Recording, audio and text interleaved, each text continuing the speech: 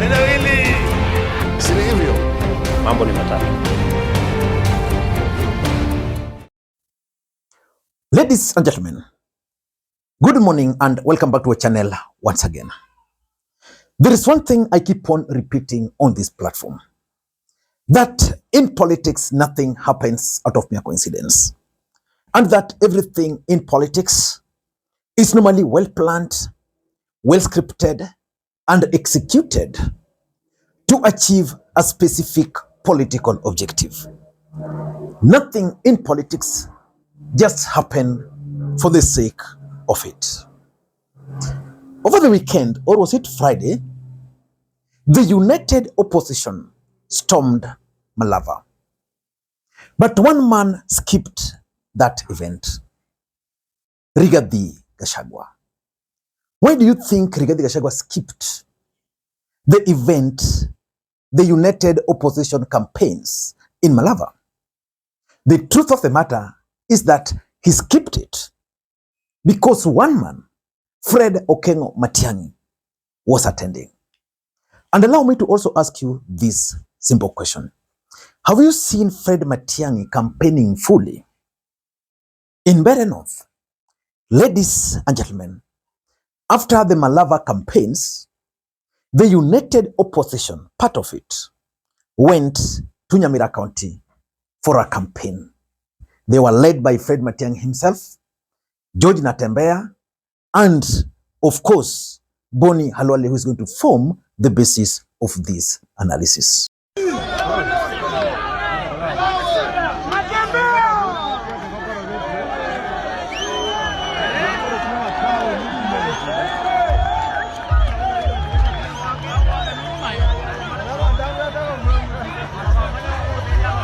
Mheshimiwa William Ruto, hawa viongozi tuko nao hapa, huyo ni Martha Karua, George Natembeya, Boni Khalwale, Fred Matiang'i, huyu ni wa Munyoro, huyu ni mimi na wale wote ambao tunakupinga. Usijaribu kutuua kwa sababu nchi itachomeka. Iko hivyo. Your Excellency President William Ruto, you have your way, but we will have our say. What am I trying to say? My point is simple. George Natembeya and Fred Matiang'i wanted to send a signal, and they managed to do it. And one man, Boni Khalwale, the bullfighter, revealed something. I want to play for you the clip of Boni Khalwale, which is going to form the basis of this analysis. And in that clip, there are certain things which Boni Khalwale is revealing. One of them is that he met with Fred Matiang'i for close to 3 hours, the two of them in a room, and the room was locked. And he's concluding by encouraging Fred Matiang'i to work with George Natembeya. Listening to Boni Khalwale, because in this video, I want us to understand why the unity between Natembeya and Fred Matiang'i is significant, politically speaking. Watch.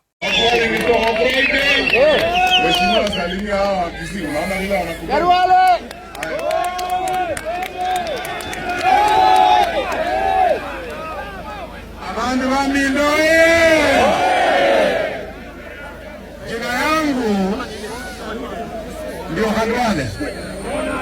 Mimi ndio Dr. Boni Khalwale, rafiki ya ukweli ya Mheshimiwa Fred Matiang'i. Ninakuja hapa kwa hiyo heshima kwa sababu Mheshimiwa Matiang'i alipotangaza kwamba anataka kuwa rais, and because we know each other for many years, tukapanga mkutano wa masaa 4, wanaume wawili kwa room yenye tulifunga.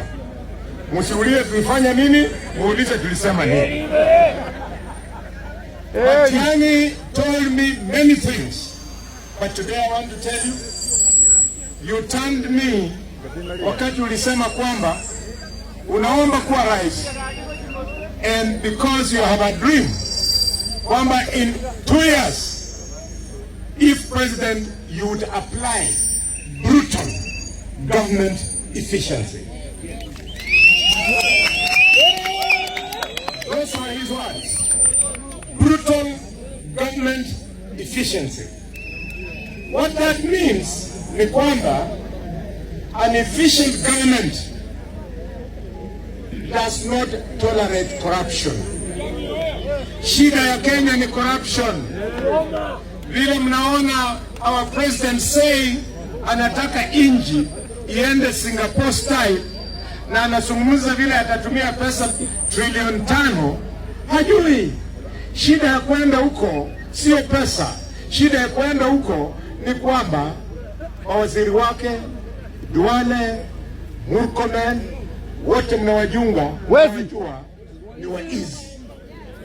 Pesa ya kutupeleka huko wanakula. Even if you give them, they're going to share the money. We will not get there. Fred, I want to urge you, ile wakisi wako na wewe, shikana na George Natembeya.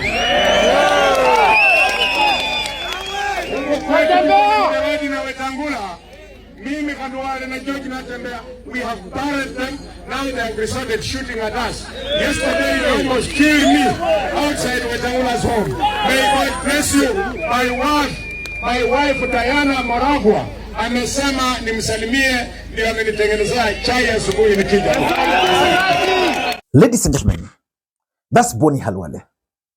And from that speech, Boni Khalwale is saying a lot of things.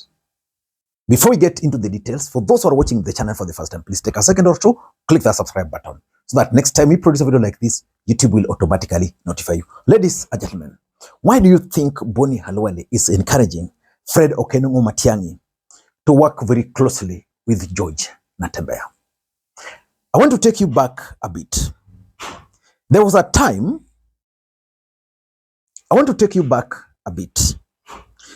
There was a time the united opposition were moving across the country. And then George Natembeya organized a major political event. He was supposed to be joined by Fred Matiang'i. But at last minute, Rigathi Gachagua and Kalonzo Musyoka were able to change the program, and they were able to be accommodated into the program. So that can tell you that the working relationship between Matiang'i and Natembeya is something which is not new. It actually began long time ago. And why is it significant? Number one, Uhuru Kenyatta as a factor. If you look at Natembeya and you look at Fred Matiang'i, those two are a clear product of none other than Uhuru Muigai Kenyatta. It is Uhuru Muigai Kenyatta who persuaded Natembeya to run as the Trans Nzoia governor under DCP. Natembeya had the option of running under UDA. He also had the option of running under Ford Kenya. But Ford Kenya was working with UDA. And that's why he was facilitated and used DCP. Fred Matiang'i is currently running for the presidency. And the silent force behind his bid is none other than Uhuru Muigai Kenyatta. So the truth is, the two are directly associated and linked to Uhuru Muigai Kenyatta. So I want to assume that Uhuru Muigai Kenyatta is silently working on something. I don't know who else Uhuru Kenyatta could be working silently to bring on board. But for Natembeya, he's going to work with Matiang'i. Number two, to also see a strategy. And it's a strategy which should worry William Ruto and his allies. Natembeya and Fred Matiang'i are trying to form a Western alliance. And a Western alliance, which is opposed to William Ruto, is actually dangerous for his re-election bid. Because granted, Matiang'i has consolidated the Gusii community. They are now fully behind him. On this other side, Natembeya is trying to consolidate, is trying to get control of the Luhya politics. So if Natembeya and Matiangi will be able to consolidate and lock the lawyer and the Kisi, the only bloc which will be remaining is the Luo nation. Because remember, Sifuna is also part of that team. Sifuna is also part of that team. Sifuna made that very clear for the weekend. William Ruto's game plan for 2027 is actually crafted around the Western Alliance. And this is what these guys are targeting. And now you have Rigathi and Kalonzo locking Mount Kenya and Eastern. That's lethal. That's very dangerous for Ruto. And sometimes I'm getting persuaded that Uhuru Kenyatta sat down and figured out that he can actually force Ruto to become number 3. Or even if he becomes number 1, then his camp of Matiangi can now team up with Kalonzo in the rerun. Number 3, and this could be strategic. Rigathi Gachagua has always talked about shares in politics. And one of the issues he's always had with Fred Matiangi is the issues of numbers. He has actually on many occasions challenged Fred Matiangi to go and bring the numbers. That is what Matiangi is doing. Because Rigathi knows that Kisses alone might not have the numbers. Matiangi understands that he enjoys support across the country. Rigathi expects Natembeya to consolidate the Luo nation. But Natembeya is now telling Rigathi that for me, I'm consolidating this for Matiangi. So which means if they were to go for negotiation, Matiangi will be asked, where are your numbers? Then he will come with Natembeya and put those numbers on the table. Ladies and gentlemen, this will increase his chances of being nominated during negotiations. Number 4, and this is something I keep on repeating, that politics is a perceptual game.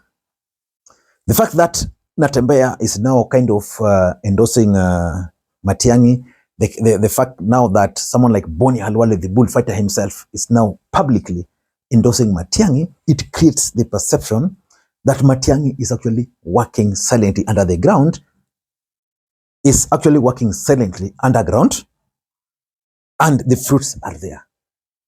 And that now he's creating momentum. And lastly, I think it's all about the political direction of Western Kenya, the Luo nation, as far as the united opposition is concerned.